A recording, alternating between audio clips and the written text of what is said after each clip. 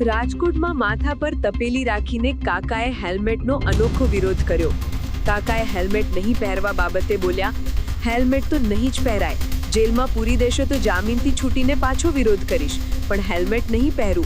Helmet મને ત્રાસદાયક છે. તો તમને પોલીસ રોકશે શું કરો? પોલીસ રોકશે તો ભલે ને રોકે. દંડ ભરશો તમે? દંડના પૈસા નથી મારી પાસે ભાઈ. તો પછી જેલમાં પૂરી તો દો. ભલે ને પૂરી દે. તમે અમે શું- જેલ જવા એ તૈયાર થઈ. શું કામ કરો છો આપ બાબુ? હું કામ ક્યાંય કરતો જ નથી. સિનિયર છું. ઘરેથી રોટલી બનાવીને હોટલમાં દઉં છું. હેલ્મેટનો કાયદો શહેરમાં તમારા મતે કેટલો યોગ્ય? નહીં, હેલ્મેટ શહેરમાં જોઈએ જ નહીં. ખોટી કોળીમાં હેલ્મેટ મફત દે ને પોલીસ વાળા. મફત હેલ્મેટ કોઈ ના પહેરાય. બુકારી બાપુ તમે ક્યાં સુધી આ વિરોધ કરી રહ્યા છો? જ્યાં સુધી હાલે ત્યાં સુધી. મને પૂરી દે બહાર નીકળી તો પાછો વિરોધ. હું જામીન ઉપર છૂટી જાય પાછો વિરોધ. આ વિરોધ ચાલુ જ રહે. તમારું નામ શું એકવાર કહી દેજો. થોડું એક કરી રાખજો.